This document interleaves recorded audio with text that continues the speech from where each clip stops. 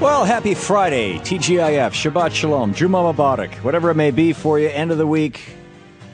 Greetings, my friends, patriots, lovers of democracy, truth, and justice, believers in peace, freedom, and the American way. Thom Hartmann here with you. Anything Goes Friday in our second and third hour. And, of course, in our first hour, Senator Bernie Sanders, our national town hall meeting, Brunch with Bernie. You can check out his website at sanders.senate.gov.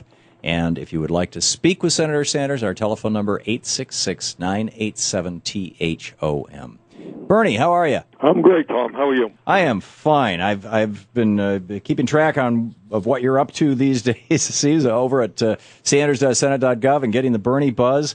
You guys have been working on, what, primary health care, the Farm Bill, the Fed, and Social Security? I'm on the road today in northern Vermont. We just opened up a beautiful new, what we call a community-based outreach clinic for veterans. Mm-hmm. And as a member of the Veterans Committee, what we are trying to do is strengthen primary care for veterans in Vermont and all over this country, bringing health care closer to the veteran rather than having them travel long distances to the larger medical centers. So it's a cost-effective way of providing good quality health care to veterans. We're making progress in that in Vermont. We're making progress in that nationally. Last week, and I'm chairman of the subcommittee that deals with primary care, and I believe that in the midst of a healthcare system which in many ways is dysfunctional, one of the areas we just need to put an enormous amount of energy into is primary health care. Because when you do that, when you allow people to gain access to the doctors and the nurses that they need when they get sick, not only do you ease human suffering and the pain that people experience, you also save the system money by preventing diseases from getting worse and having people end up in the emergency room at great expense or having people end up in the hospital. And one of the things that I'm very proud of is during the health care reform bill, we got $10 billion, double funding for community health centers all over America, and we're going to double the number of people who can access these very fine medical facilities from 20 million to 40 million. So I think people, if you're in need of affordable medical care, we have these federally qualified community health centers in every state in the union. They provide health care. Often they provide dental care, which is a serious problem in our country, mental health counseling, low-cost prescription drugs. So people should check them out.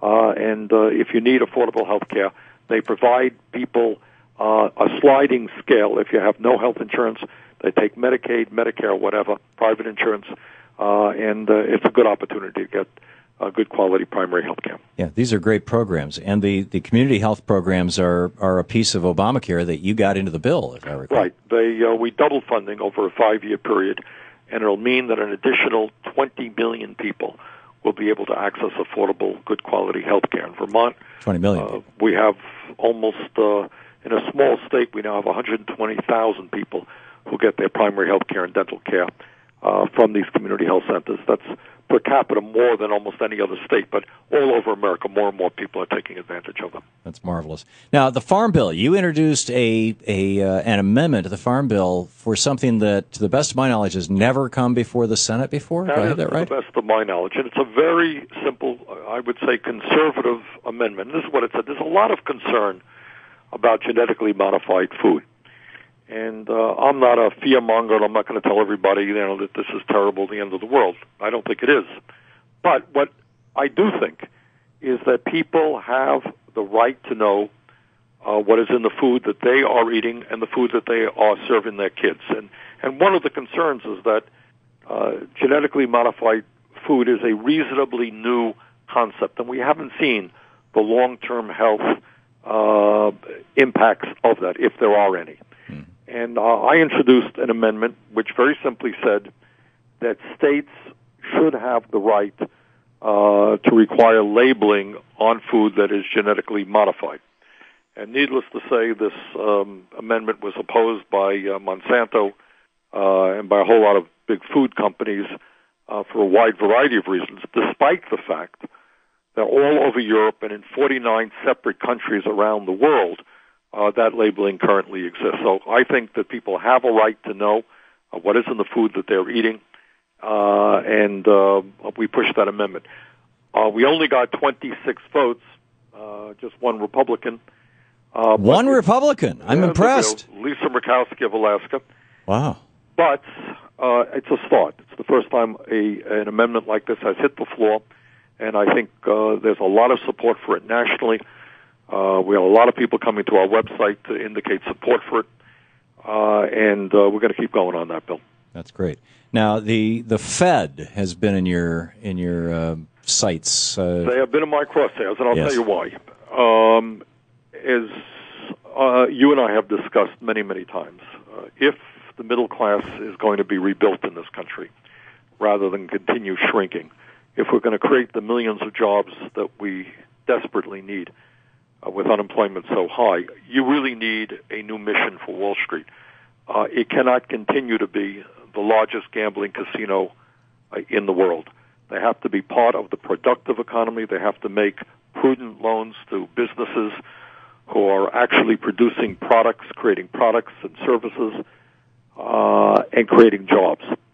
And that is very far from where Wall Street is today. But to get the kind of Wall Street we need a new Fed. We need a Fed that is not part of the Wall Street entity, but is representing the needs of the middle class and working families and small businesses.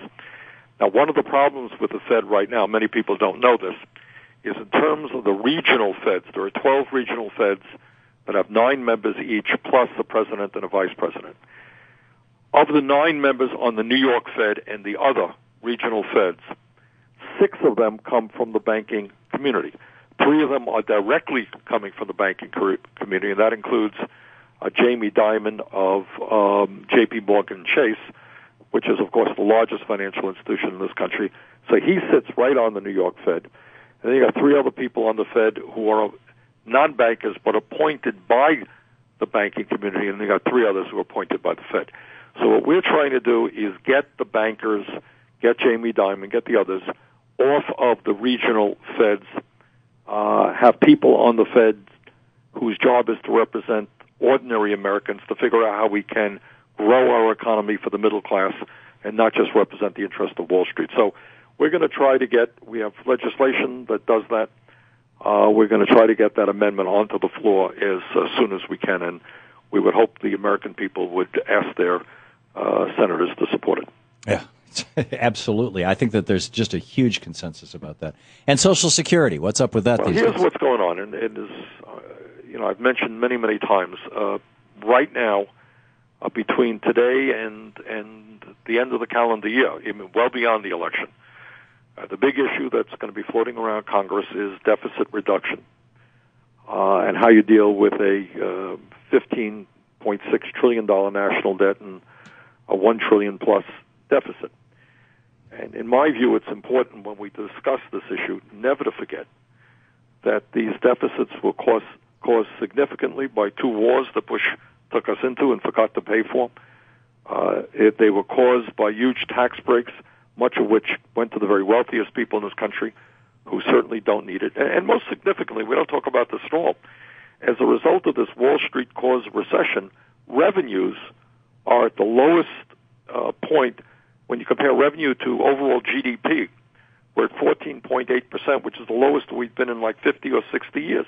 Wow. So what's happening in the midst of this recession, less revenue is coming into the federal government. You add that to the tax breaks, add that to the unpaid for wars, that's why you have the deficit. Bottom line here is you don't balance the budget on the elderly, the sick, the children, and the poor, who are not the cause of this deficit. We've got to go forward in a way that is fair, not cut Social Security, Medicare, or Medicaid. There you go. We'll be back with more. Your calls, actually, coming up next. Our National Town Hall meeting. Brunch with Bernie. Senator Bernie Sanders on the line with us right now live. This is the Thom Hartmann Program. And check out Bernie's website, sanders.senate.gov. You can sign on to his constitutional amendment to roll back Citizens United and sign up for the Bernie Buzz, his newsletter.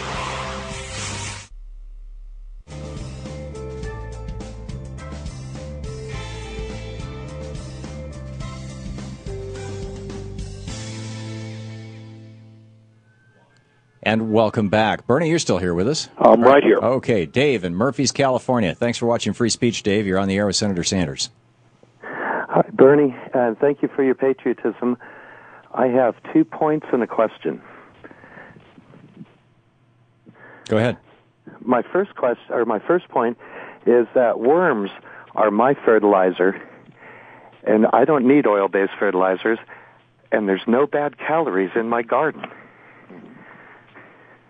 My question is, with austerity in European countries overthrowing their politicians, if they refuse austerity, is there a chance in America that the politicians could be overthrown by our banksters? Okay, Dave, you raised two good issues.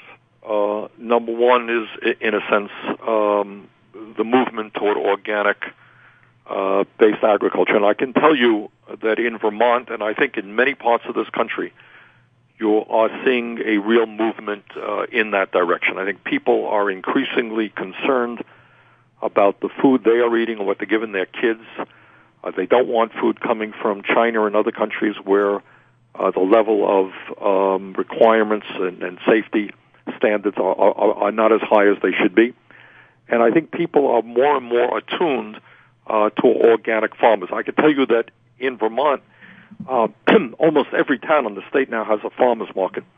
And every Saturday and during the week as well, thousands and thousands of people throughout the state are coming out and buying food directly from their local farms. And I think that's a trend we're seeing nationally.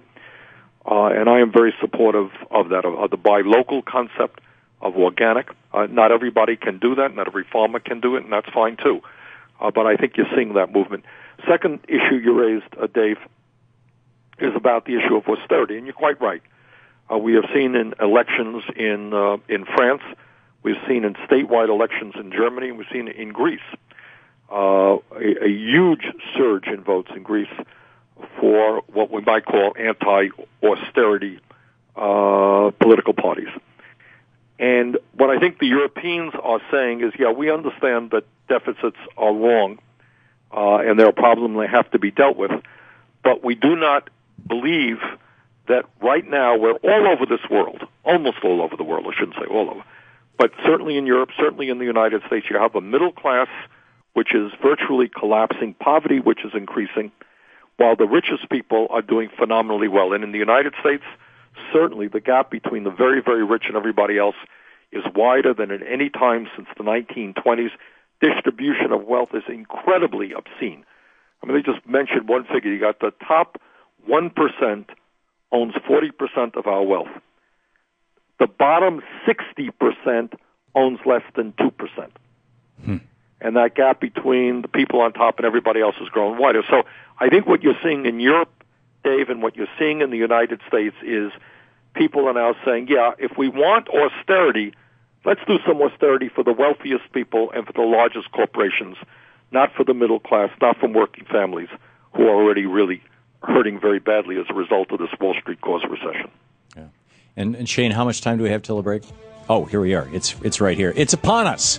Senator Bernie Sanders is with us. He's taking your calls here in our national town hall meeting, Brunch with Bernie. Check out his website at sanders.senate.gov. You can also drop into our free live chat room and post your own blogs and things like that. Participate in our message boards. It's all free, our free app and all that kind of thing over at thomhartmann.com. We'll be right back with more Bernie.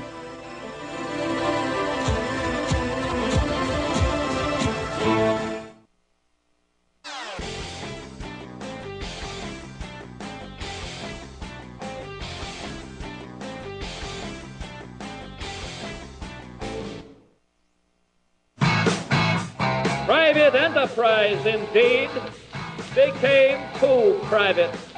It became privileged enterprise, not free enterprise. Taking back the mainstream media 3 hours a day, 5 days a week. Thom Hartmann here with you and Senator Bernie Sanders on the line. It's our Brunch with Bernie hour, taking your calls. Gene in Vancouver, Washington. You're on the air with Senator Sanders. Yes, thank you. I have a two-part question. Senator, do you think that Obama's lack of involvement in Wisconsin contributed to Walker's victory? And do you think that there is a self-defeating loop in the left, which includes many labor leaders, that led to a lack of a primary challenger to Obama? Well, Gene, what I think, I don't know the answer to your first question, what impact Obama would or would not have had in in Wisconsin. There are some people who say that it would have been helpful. There are other people who say, everything being equal, the folks wanted to not have somebody from Washington come and telling them how to vote, and it could have backfired. So I don't know the answer. But this is what I do think in terms of where we as progressives have got to go. First of all, we have got to be very clear in laying out a progressive analysis of what's going on in America and a progressive agenda, both of those things. And I think the analysis is a pretty simple one, and I have to say that I don't think the Democratic leadership really fully gets it. I am an independent. I caucus with the Democrats. There are some people in the Democratic caucus who are working night and day for working families, doing a great job. But there are others who just don't get it. And I think that the analysis of what's happening today is not complicated. And that is, we are moving, in my view, toward an oligarchic form of government, where you have, in the last study that I have seen, 93, that was between the year 2009 and 2010, 93% of all new income created over that year went to the top 1%. So what you have is a nation where the small number of people on top have incredible wealth, have incredible income. They're doing phenomenally well, but they're not satisfied. It appears they have some kind of disease in which they need more and more and more, some insatiable desire to own it all. And in the process, they are crushing the middle class and hurting tens of millions of people. And I think the agenda is that we have got to organize and fight back as aggressively as we can to, number one, demand that the wealthiest people in this country start paying their fair share of taxes. Number two, that we have to end these incredible corporate loopholes that enable large corporations, some of them making billions of dollars a year, to pay nothing in taxes, to make sure that companies and individuals who put their money in tax havens in the Cayman Islands and Bermuda start paying their fair share of taxes. We have to deal very profoundly with this disastrous trade policies, which have been bipartisan, Republicans and Democrats, which have enabled us to forced us to lose millions of good-paying jobs. Companies shut down, they move to China, they bring their products back into the United States. We have to have a massive jobs program to rebuild our infrastructure and create millions of good-paying jobs on our roads, our bridges, on our schools, water systems, wastewater plants, rail, an enormous amount of work that is desperately needed right now, and we could put millions of people back to work doing that. We need to transform our energy system. Republicans and have been resisting any effort, virtually any effort, to deal with the serious planetary crisis of global warming. And yet we have the technology today. We can do it today to begin to move aggressively to solar, wind, biomass, geothermal. The technology is there. We can make it better. We can move aggressively to weatherization and energy efficiency. All of those things can happen. And I think that's what a good part of what the progressive agenda has to be. We've got to be clear about it. We have to say, no, we're not going to cut Social Security. We're not going to cut Medicare and Medicaid. We're going to move to a deficit reduction by asking the wealthy and large corporations to pay their fair share of taxes. We're going to take a hard look at military spending, cut military waste, and there is a lot of that. And I think if we're clear about those issues, we can begin to capture the white working class in this country, which has gone very significantly toward the Republicans. Andy in hang on just a second here. Andy in Portland, you're on the air with Senator Sanders. Yes, hello, Tom, Senator Sanders, privilege. Two-part question. First question is, what's the odds of being able to pass an amendment? I know that truth is open to interpretation, but an amendment that says if you're a news channel or a news station, that you have to put out factual evidence. And then the second one is, are you aware that I was hearing on Democracy Now! That we're still in talks with, although the name has been changed, with the TPP treaty that basically entrenches the multinational corporations to have more rights and more privileges than sovereign nations or This citizens. is the Trans-Pacific Partnership. Bernie, we have just a little less than a minute. Well, actually, I was just talking to our trade representative, Ambassador Kirk, just about that issue yesterday. So I am aware of the TPP issue. And the issue that Andy is raising, for listeners who may not know, at least one part of it is the following. When we do these trade agreements, whether it's NAFTA or any of the other trade agreements, a lot of small provisions in there which have enormous impact. One of them that has always concerned me deals with prescription drugs. And what happens is the pharmaceutical industry always insists that companies can't move to generics in a rapid way, that they force them to buy these brand name drugs, which are very, very expensive, especially for people in a poor country. Bernie, would you like to pick up a little more of this topic on the other side? Yeah, let's do that. We'll do that. Senator Bernie Sanders with us. It's our national town hall meeting, Brunch with Bernie, right here on the Thom Hartmann Program. Your calls for United States Senator Bernie Sanders. We'll be right back with the Senator. You're listening to the Thom Hartmann Program. Call 866-987-THOM. And check out Bernie's website, sanders.senate.gov. It's a great news resource. Plus, you can get his newsletter there and sign on with his constitutional amendment.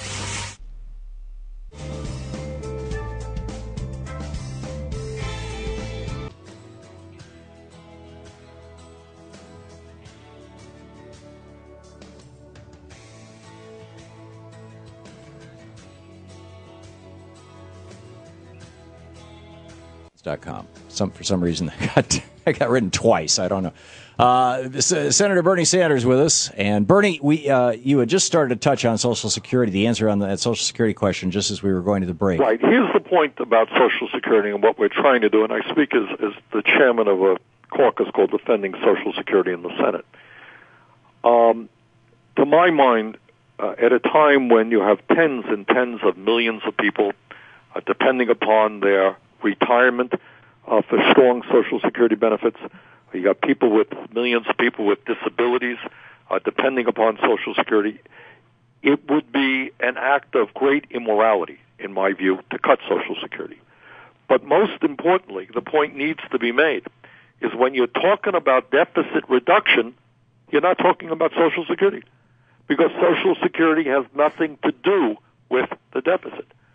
Social Security is funded, as everybody knows, by the payroll tax. Social Security today has a $2.7 trillion surplus. Social Security can pay out every benefit owed to every eligible American for the next 22 years. And if you want to make Social Security stronger beyond 22 years, all you have to do is lift the cap on taxable income, which is now at $110,000. Meaning that a millionaire or a billionaire contributes the same amount into the Social Security Trust Fund as somebody who makes $110,000. You lift that cap, you could even start at $250,000, and you're going to have enough money coming into the trust fund to make Social Security strong for the next 75 years. So people who go around saying, oh, we have a deficit crisis, we have to cut Social Security, are mixing apples and oranges. Social Security has nothing to do with a deficit. And we're going to do everything we can. Some of us, in the Senate at least, are going to do everything we can to keep Social Security off of the table. It must not be cut. Linda in Deerfield Beach, Florida. You're on the air, Senator Sanders. Thank you, Senator Sanders, for all you do. I'm a postal worker, and of course we're all very worried about the bill 1789. Right. Have you heard anything about that bill? Are we going to lose our 5-day delivery, or are we going to keep it? Well, this is an issue, as you may know, Linda, we work very, very hard on. And while I introduced the bill in the Senate, which was very strong, we didn't get that. But we got something that was reasonably strong, that it maintained, it did not shut down post offices all over the country. The original proposal from the postmaster, as you recall, was to shut down about, as I recall, 15,000 post offices, many of them rural post offices. Half of the processing plants in this country end Saturday mail delivery service. That did not happen in the Senate bill. Now, the House bill, as you indicate, is very draconian. You got Republicans there who really, just as they do not believe in Social Security, Medicare, and Medicaid, they do not believe in the U.S. postal system. They would like to see it privatized. So there's a very bad bill out there. Now, the good news is we think that that bill can't pass. That's what we're hearing. We think it cannot pass. And we have, the latest that I have heard is they're not going to bring it up in the immediate future. It may be after the July break. But I don't think that he has the votes to pass that. And if they did, we would challenge the basic premises of that bill in conference very, very strongly. Bottom line is we need changes in the Postal Service. We need to give the Postal Service more flexibility. We need the Postal Service to raise more revenue. We do not need the Postal Service to be laying off or to be reducing its employment by hundreds of thousands of workers in the middle of a recession. Rich in Hot Springs, Arkansas. Rich, you're on the air with Senator Sanders. Yeah, hi. Thanks for taking my call. Good afternoon. My question is this. Progressives are united in the fact that the rich don't pay their fair share of the federal tax burden, yet the top 5% pay 58% of the federal taxes, and the bottom 95% pay 42%. So I guess my question to Senator Sanders is how much more should the top 5% pay? Okay, Rich, can you hang on there for a second? Rich, are you still on the phone? Yes, I am. Okay. Here's the question, Rich. It's a good question. And let's just think about it. You're telling me how much the wealthy are paying in taxes, and the idea of I know my conservative friends is that the poor, wealthy people are just overtaxed. But you have to put what they're paying, Rich, into the context of how much they're earning. So here's the fact. The top 1% today earns more income than the bottom 50%. We have seen as a result of this Wall Street recession, many people leaving the middle class and into poverty. And they just, you can't get blood out of a stone. So, Rich, if you look at the distribution of income in America, if you look at the distribution of wealth, what you find is people on top have almost all of it. Yeah, poor people are not paying federal income tax. By the way, they're paying federal gas tax. They're paying Social Security tax, Medicare tax. They are paying those things. But you can't get blood out of a stone. What I will also tell you, Rich, and people like Warren Buffett make this point, is the tax system is so screwy right now that you have very wealthy people who pay nothing in federal income tax. And the point that Warren Buffett makes is that he is paying a lower tax rate than his secretary, and the rich are paying a lower effective tax rate than any time in the last many, many, many years. So to answer your question, at a time when the wealthiest people are doing phenomenally well, at a time when their effective tax rate is the lowest that it has been in decades, at a time when the middle class is collapsing and poverty is increasing, yes, I do believe that the wealthy should be asked to pay more in taxes. And the reason, when you say, well, the top 5% is paying a big chunk of the taxes, the reason is they are making a huge percentage of the income. That's why they're paying those taxes. But individually, their effective tax rate is in many cases significantly lower than it was 10, 20, 30 years ago.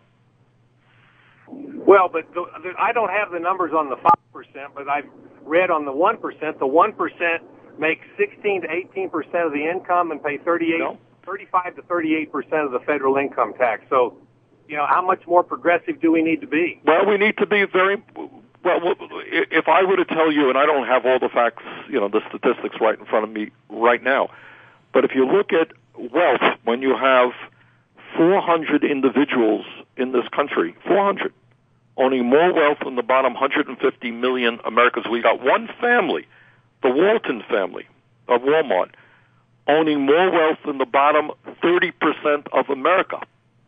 And when you have the effective tax rate of the rich lower than it has been in many decades, yeah. How much more? Well, I can't tell you exactly, but do I think they should be paying more? I do, and I can't understand why any working person would think otherwise. Okay. Garland. That's my answer, Rich. But thank you very much for calling. Garland in Harlem, New York. You are on the air with Senator Sanders. Thanks for listening to WWRL.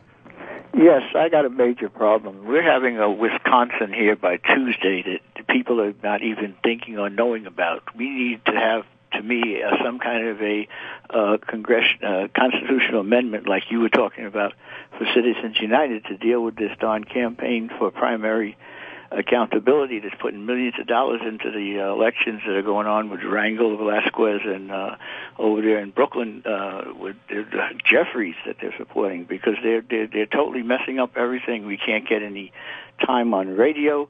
There's the robocalls have started. The people like me are going out and buying sound equipment, banging on doors, trying to get people out, because there'll be no way that we'll be able to get any word out by Tuesday about the real election and stuff. And these guys don't even put their names on the literature. There's no accountability whatsoever for how much, and they're putting millions into these small campaigns. And very few people usually turn out in primaries. So this is a new technique, and the only way to bump them off is to have a congressional amendment. Right. What we need, here's the issue, and I think the caller is touching on just an issue of huge, huge consequence. And it's hard for me to imagine that anybody in America, regardless of their politics, thinks that the Citizens United Supreme Court decision makes any sense at all. And when I talked earlier about this country moving toward an oligarchic form of government where control is going to rest in the hands of an increasingly few large families, what it means is that when elections take place, money is of no account. You know, Tom, a couple of weeks ago, the media reported that the Koch brothers were thinking of spending some $400 million on this election, and I think Sheldon Adelson has said that he would spend, what was it, $100 million? Yes, at least he said unlimited sums, but let's start with $100 million. People don't understand. The Koch brothers are worth $50 billion. $50 billion. That's an unimaginable sum of money for an average person. But if you were worth $50 billion and you felt very strongly, as they do, about politics in America, you had the opportunity to buy the United States government, why wouldn't you spend $400 million or $1 billion or $2 billion? What does that matter? I mean, it's like the average person spending $100 or $50. It's not all that much for them. And if your guy wins the presidency, you're going to get it back in space. I think you made the point earlier. This is not a campaign donation. This is an investment. So if you can spend $1 billion buying the United States government, getting all kinds of tax breaks, ending all kinds of requirements that limit pollution, killing sustainable energy in favor of fossil fuels, man, $1 billion, $400 million is a pretty good investment to get all those things. Yeah, and in fact, in the New York Times yesterday, one of Romney's big donors was quoted as saying, "I'm investing." It's just, right. They're right up front of it. Absolutely correct. Senator Bernie Sanders with us more with Brunch with Bernie right after this. You're listening to the Thom Hartmann Program. Visit ThomHartmann.com for audio and video archives. It's our national town hall meeting with a man I think of as America's senator, Senator Bernie Sanders. Check out his website, sanders.senate.gov.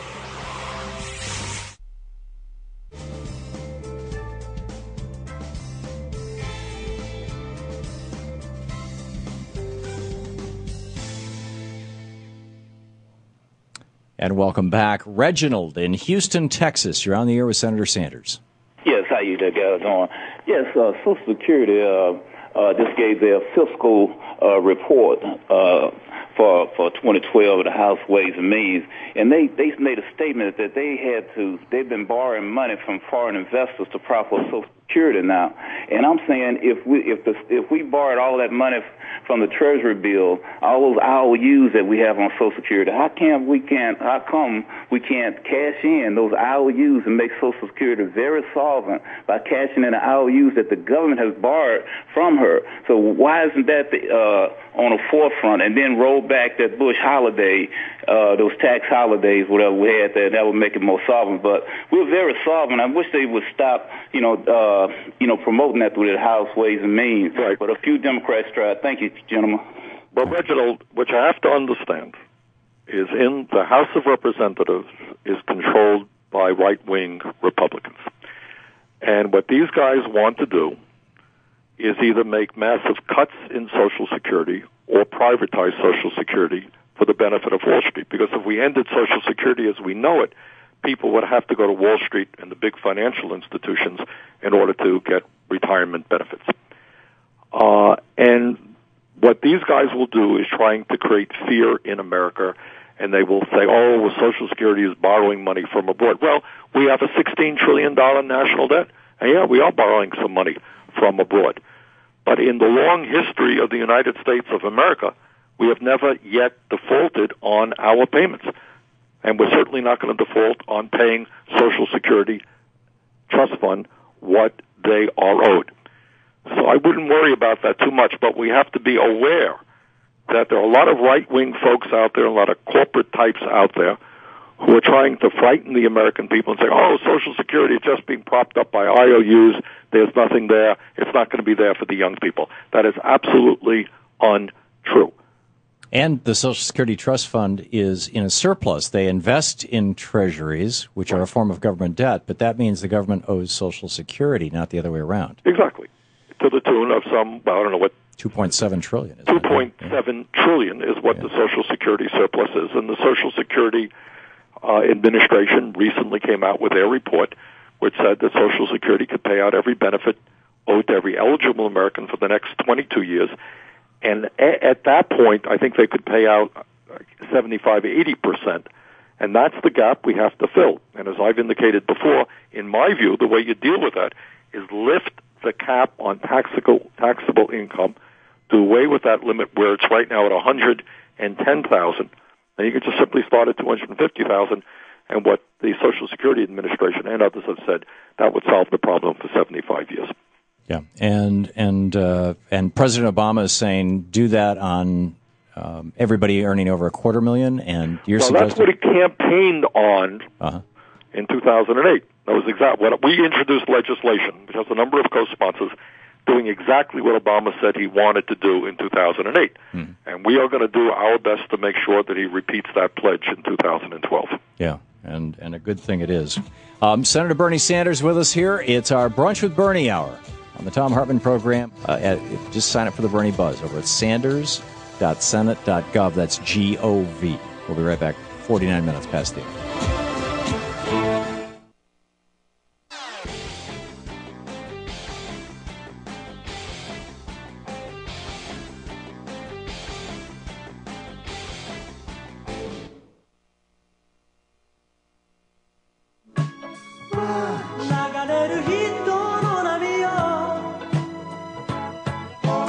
Occupying the media 3 hours a day, 5 days a week. It's the Thom Hartmann Program. Welcome back.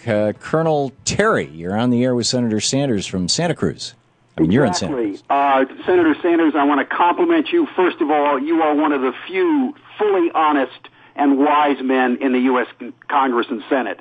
More significantly, sir, I am so frustrated as a progressive person who also knows how Washington works at the weakness Senator Reid demonstrates as the Senate Majority Leader.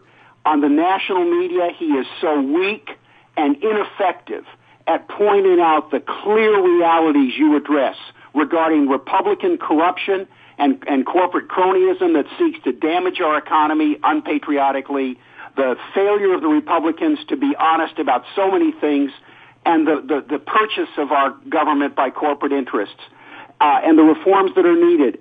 Reid is just ineffective.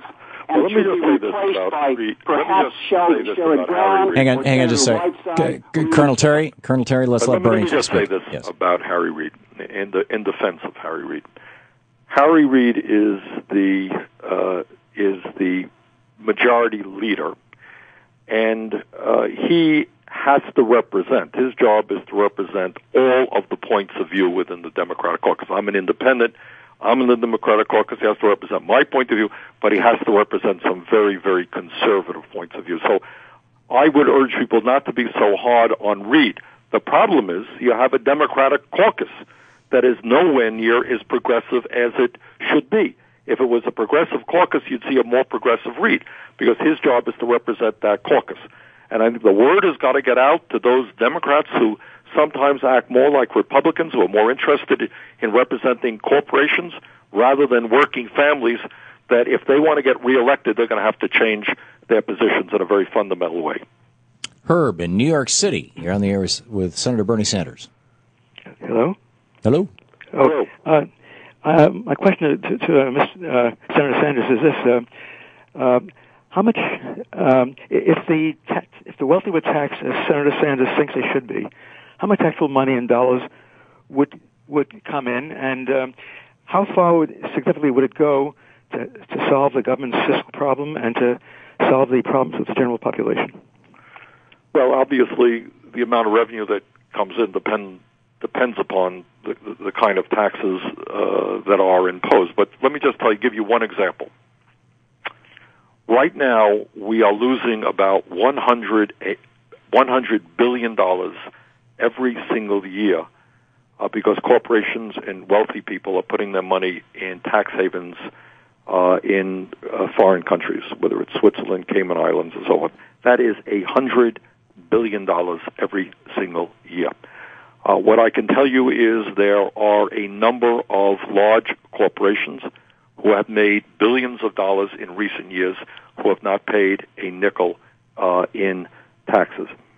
I think if we develop a progressive tax system, if we develop and end the loopholes that exist in corporate America, and if you take a hard look at military spending, we're now spending about $700 billion a year on the military, which is more than the rest of the world combined.